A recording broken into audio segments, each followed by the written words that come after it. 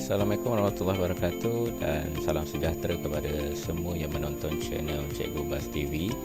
Jadi untuk kali ini kita telah pun berada pada subtopik yang terakhir bagi matematik KSSM tingkatan 4 ini, iaitu dalam bab yang pertama, fungsi dan persamaan kuadratik dalam satu kembali ubah. Jadi ini adalah bahagian yang kelima yang merupakan bahagian yang terakhir bagi video ini untuk topik yang ini. Maka untuk topik ini nanti kita akan lihat kepada standard pembelajaran yang berikut, iaitu menyelesaikan masalah yang melibatkan persamaan kuadratik. Okey, jom kita mula.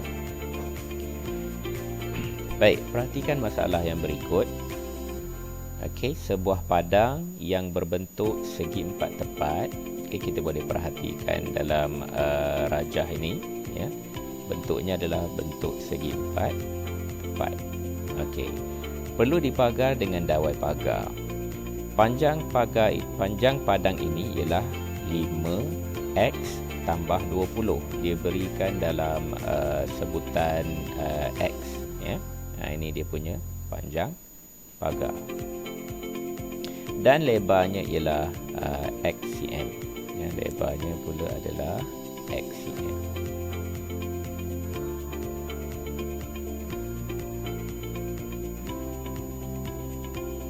Lebarnya x. Okey, di situ. Okey, ini tadi adalah panjang pagar.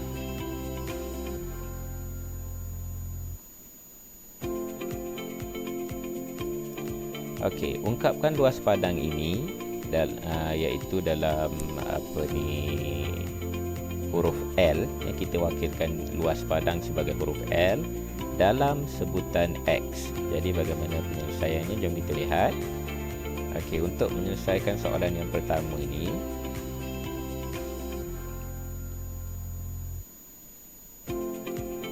okey, yang pertama sekali kita nak bentukkan dia dalam bentuk sebutan X, ya, ungkapan dalam sebutan X. Jadi dikatakan tadi sebagai luas, iaitu L, sama dengan apa? Kalau luas untuk bentuk segi empat tepat, dia adalah panjang didarabkan dengan lebar. Okey, jadi kalau panjang darab lebar dalam konteks ini, panjang tadi adalah 5x tambah 20. Okey, kita darabkan dengan lebarnya adalah x sahaja. Jadi ini kita dah belajar tentang kembangan, macam mana kita tingkatan 1, kalau tak silap, ya, dalam topik tingkatan 1 kita dah belajar tentang ungkapan kuadratik ni. Bagaimana kita nak mengembangkan ungkapan kuadratik. Jadi kita perlu darab 1/1, okey, antara dua ungkapan linear ini, ya, untuk membentuk satu ungkapan kuadratik, iaitu x kita darabkan terlebih dahulu dengan 5x. Dia akan menghasilkan 5x kuasa 2, dan seterusnya x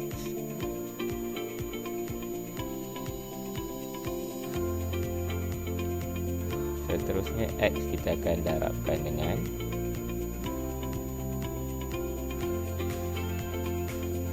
x didarabkan dengan 20 pula. Okey, maka kita akan dapat hasilnya adalah positif 20x. Okey. Jadi ungkapan bagi luas padang ini, iaitu L, dalam sebutan X adalah 5x kuasa 2 tambah 20x. Okey, jadi ini adalah penyelesaian untuk soalan yang pertama, itu soalan A. Jadi kita pergi pula kepada soalan yang kedua. Okey, soalan B.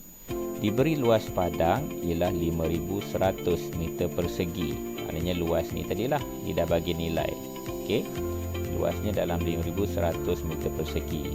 Hitung kos memagar padang ini jika kos dawai pagar tersebut adalah RM20 per meter. Okey, RM20 per meter. Jadi kita bentukkan terlebih dahulu persamaan kuadratik daripada ungkapan yang kita dapat pada A ni tadi, iaitu 5x kuasa 2 tambah dengan 20x bersamaan dengan 5100. Okey, ini sebabnya ini adalah merujuk kepada nilai luas. Okey, ini adalah dia punya ungkapan untuk luas tersebut, panjang darab lebar yang kita dapat daripada 5x kuasa 2 tambah 20x itu tadi. Okey, bentukkan ungkapan kuadratik, persamaan kuadratik. Jadi kita kena jadikan kosong lah sifar yang di belakang. Okey, jadikan sifar, maka dia akan jadi 5x kuasa 2 tambah 20x. Jadi 5100 ni kita pindahkan ke depan sebab dia positif, maka bila pindah ke sebelah kiri dia akan jadi negatif 5100 sama dengan sifar. Okey. Baik, seterusnya sambungannya adalah di sini.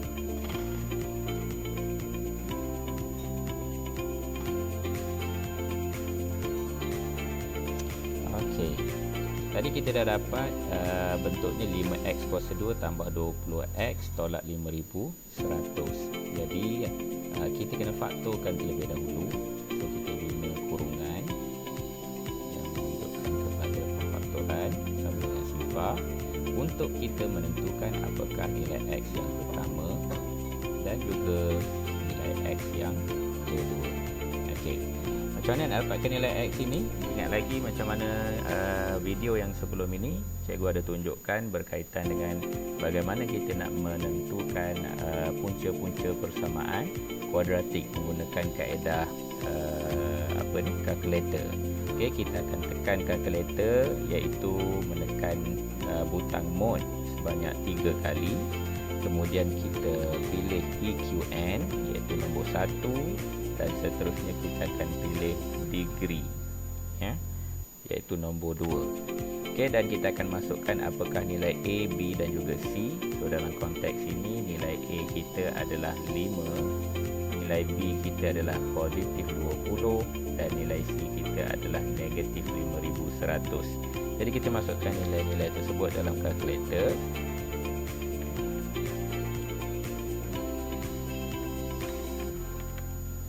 Maka kita akan dapati nilai x yang pertama adalah 30 setelah menekan kalkulator dan nilai x yang kedua pula adalah negatif 34. Okey, jadi bentuk ini nanti kita akan pindahkan dia ke dalam faktor ini. So x sama dengan 30 ini positif, kita pindahkan ke sebelah kiri, maka dia akan menjadi x tolak 30. Yang ini pula x sama dengan negatif 34, so dia negatif, pindah sebelah kiri, dia akan jadi x tambah 34. Okey, begitu. Baik, sekarang ni kita nak hitung kos dawai pagar tersebut. Okey, x merujuk kepada panjang pagar. Jadi kalau panjang pagar mestilah kita akan ambil nilai yang positif. Okey, kalau nilai yang negatif tiada nilai panjang yang negatif. Jadi kita kena ambil nilai yang positif untuk nilai pagar. Okey, masukkan semula ke dalam ukuran ini, ukuran di sini untuk kita menentukan berapakah panjang keseluruhan bagi pagar ini. Oleh kerana dia adalah segi 4 tepat, jadi nilai sisi yang saling bertentangan ini mestilah sama. Jadi untuk nilai 5x tambah 20 ni dia ada sebanyak 2. Ya, ini satu, yang di sebelah atas ni pun satu. Jadi dia ada 2, maka kita kena darabkan dengan 2 lah. Okey, ini adalah kita tulis dulu sebagai panjang pagar. Iaitu 2 darabkan dengan 5x tambah 20 tambah dengan sisi dia ni pula, lebar dia adalah x. X ni ada 2 lah ya, iaitu 2 darabkan dengan x. Berapa nilai x tadi? Nilai yang kita dah cari tadi, nilai x kita adalah 30. Jadi gantikan pada x ini dengan 30.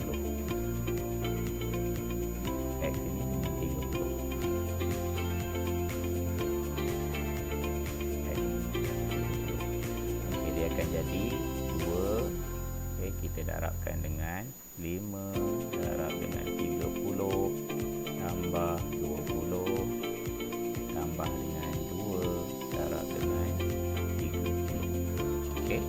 Jadi awak kena tekan kalkulator. Nanti kita akan dapatlah jumlah panjangnya adalah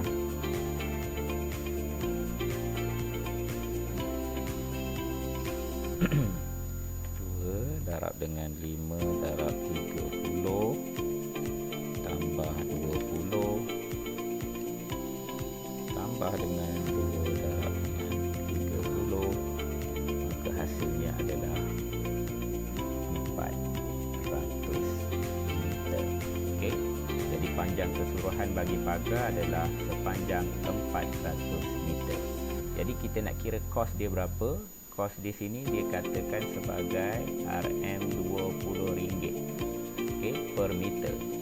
RM20 per meter bermakna untuk nak kira kos dia pula, kos kawal pagar kena darabkan lah. 400 darab dengan RM20 lah.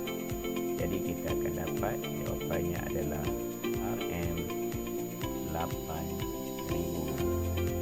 Okey, jadi ini adalah jawapan untuk soalan yang pertama ini. Okey, jadi boleh rujuk semua daripada awal pengiraan ini tadi jika masih tak faham sehinggalah kita mendapat jawapan yang terakhir. Okey, so kita pergi pula kepada soalan yang kedua yang seterusnya.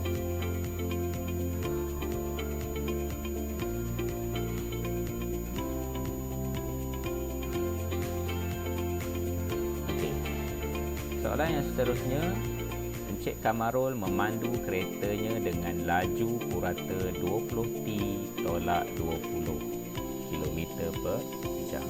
Jadi cikgu suka ingatkan di sini apabila dia bagi clue ni, awak terus highlightkan dia, gariskan, sebagai nota penting kita, panduan penting kita nanti. Selama, ini laju purata dia selama berapa jam? T tolak 3 jam di lebuh raya. Jarak yang dilalui oleh Encik Kamarul ialah 225. Ini pula adalah jarak yang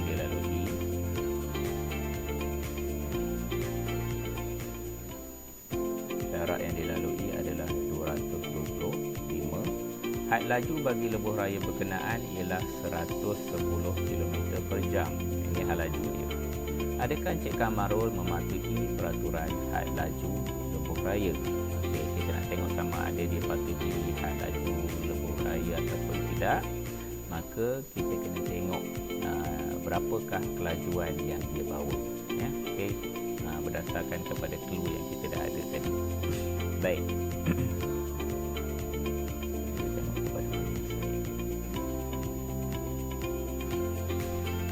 Pertama sekali, kita baca semula.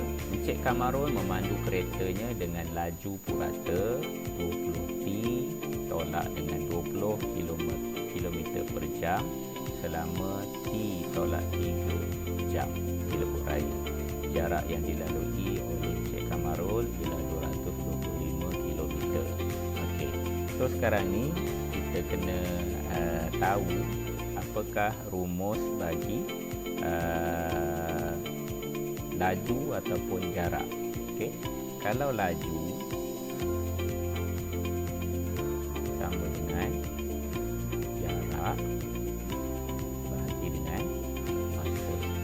Okey, dalam sains pun ada belajar tentang formula ni kan.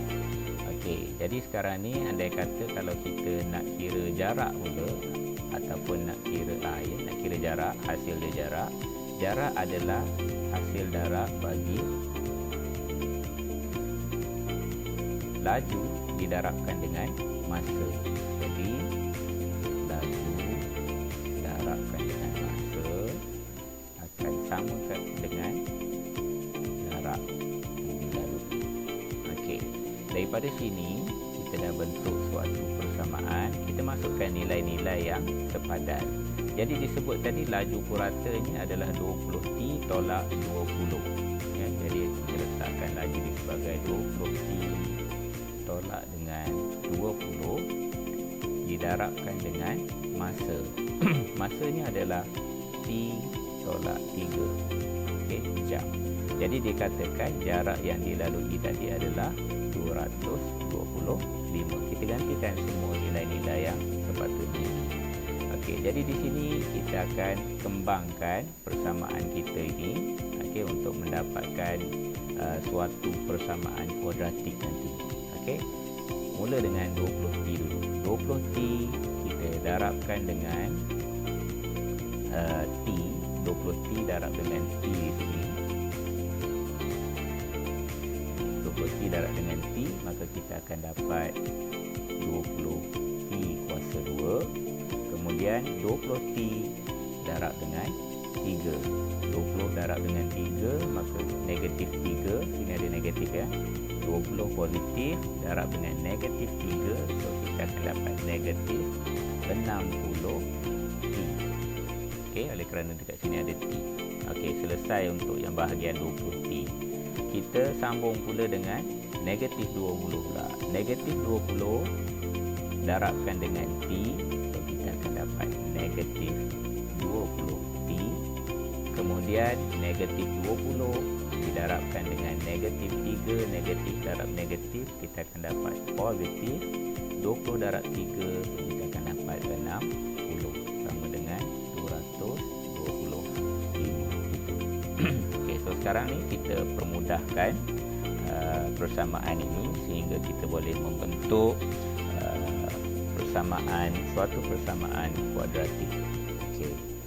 Pertama sekali kita cari ada tak pasangan bagi T kuasa 2 di dalam persamaan ini. Tak ada. Jadi kalau tak ada, kita kekalkan dengan 20T kuasa 2. Yang pasangan T sahaja ada dekat sini negatif 60 dan negatif 20. So negatif 60 tolak 20, kita akan dapat negatif 80T. Seterusnya yang tak ada pemboleh ubah T cuma ini sahaja, iaitu positif 60. So positif 60. Kemudian sama dengan 225, kita nak jadikan dia sebagai persamaan kuadratik. Jadi 225 ni kita tak nak duduk belah kanan, kita pindahkan dia ke sebelah kiri, dia akan jadi negatif 225. Bila dah pindah, tinggal sifar di belakang sana. So yang ini 60 tolak 225 ni kita kena selesaikan. Ke akhir sekali kita dapat membentuk persamaan 20T kuasa 2 tolak 80T. 60 tolak dengan 225, maka kita akan dapat negatif 165. Negatif 165 sama dengan sifar. Baik. Sekarang ni kita nak tengok dia punya faktor dulu untuk kita cari punca-punca bagi persamaan kuadratik ini. Sekarang ni kita nak cari dulu nilai T ni apa. Kemudian kita dah dapat bentuk persamaan macam ni. Seperti biasa, kita akan bina faktor. Ini seperti tadi, kita tekan kalkulator. Kalkulator, kita pilih mode, tekan mode 3 kali, ambil EQN, kemudian kita pilih degree dan dia akan keluar A. A kita sekarang ni adalah bernilai 20, B adalah negatif 80 dan C adalah negatif 165. Jadi kita masukkan nilai-nilai tersebut. So A adalah 20 kalkulator, B adalah negatif 80, manakala C kita adalah negatif 165. Maka kita akan dapat nilai X yang pertama adalah, kalau dalam kalkulator dia akan beri kita dalam bentuk nilai titik perpuluhan, X sama dengan 5.5. Tapi kita tak nak dia dalam bentuk titik perpuluhan, jadi kita kena tukar dia dalam bentuk pecahan terlebih dahulu. Maka dia akan jadi, kita tekan pada kalkulator shift, kemudian tekan simbol A, B per C. Jadi dia akan beri dalam bentuk pecahan, iaitu 11/2. Satu lagi nilai X adalah negatif 1.5. Sebagaimana tadi kita tak nak dia dalam bentuk titik perpuluhan, kita tukar dia dalam bentuk pecahan. Jadi tekan pada kalkulator kita, tekan shift dan tekan A, B per C, ya. So dia akan jadi negatif 3/2. So bila kita jumpa punca-punca persamaan kuadratik ni diberi dalam bentuk pecahan, kita pindahkan terlebih dahulu nilai yang di sebelah bawah pecahan ini ke sebelah kiri, okey, dengan cara kita mendarabkan dia. 2 darab dengan X, maka dia akan jadi 2X. Terus masukkan dalam kurungan ni, ya. Dan yang akan tinggal di sebelah kanan adalah 11. Jadi 11 positif pindah ke sebelah kiri, dia akan jadi negatif 11. Begitu juga dengan nilai yang kedua. 2 kita akan pindah dulu ke sebelah kiri dengan cara mendarab. Sebab 2 ni duduk di sebelah bawah, dia adalah bahagi. So bahagi pindah ke sebelah, dia akan tukar jadi darab. Jadi 2X. Dan yang tinggal sebelah kanan tadi negatif 3. Negatif 3 pindah pula ke sebelah kiri, dia akan jadi positif 3. Jadi lengkaplah kita punya perfaktoran dan juga punca-punca bagi persamaan kuadratik ini. Baik, tugas kita sekarang ni kita nak tengok sama ada berapakah dia punya kelajuan yang dibawa oleh Encik Kamarul tadi. Okey, dinyatakan dalam soalan tadi. Tengok semula dalam soalan. Dalam soalan tadi dinyatakan bahawa laju bagi kenderaan yang dibawa oleh Encik Kamarul tadi adalah 20T tolak 20. Okey, sekarang ni kita dapat nilai T. Okey, maafkan cikgu, ya. Dekat sini tadi sepatutnya dia bukan X. X ni kalau dibagi dalam kalkulator memang dia bagi nilai X, kan. Jadi kita kena hati-hati dekat sini. Yang ini kita tak boleh tulis dia sebagai X lah. Sebabnya dalam persamaan tadi dalam bentuk T. Okey, jadi kita ganti dengan T lah kat sini. Ini sepatutnya adalah T.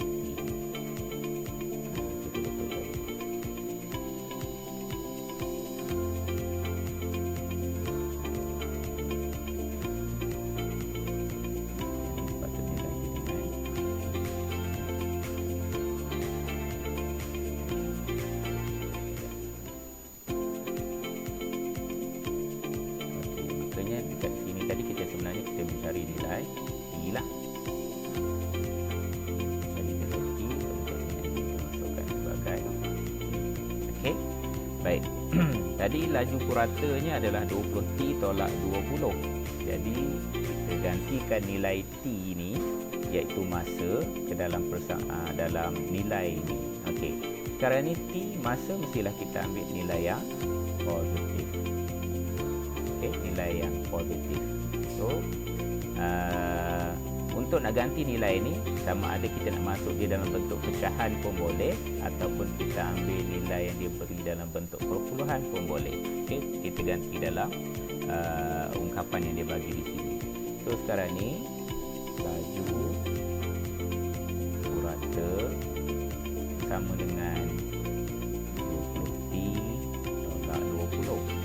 T sekarang ni kita ambil 5.5, ya. Apabila T sama dengan 5.5, maka dia akan jadi 20 tolak dengan 5.5 tolak 20. Okey, kita tekan kalkulator.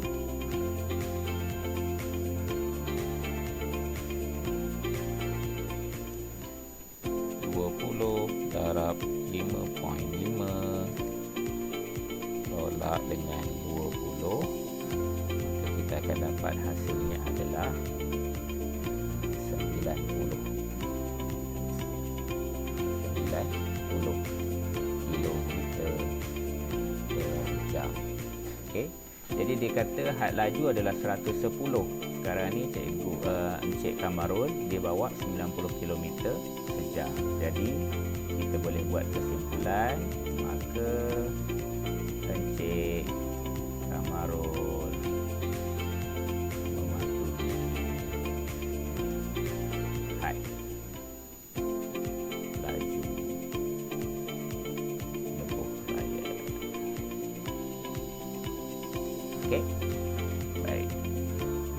itulah tadi bagaimana penyelesaian, cara kita menyelesaikan masalah yang melibatkan situasi-situasi yang tertentu. Soalan ini soalan dalam bentuk permasalahan, diberi dalam bentuk ayat. Jadi kita kena tahu macam mana cara untuk kita keluarkan clue-clue yang sepatutnya untuk kita bentuk dia dalam bentuk persamaan kuadratik dan seterusnya menjawab persoalan yang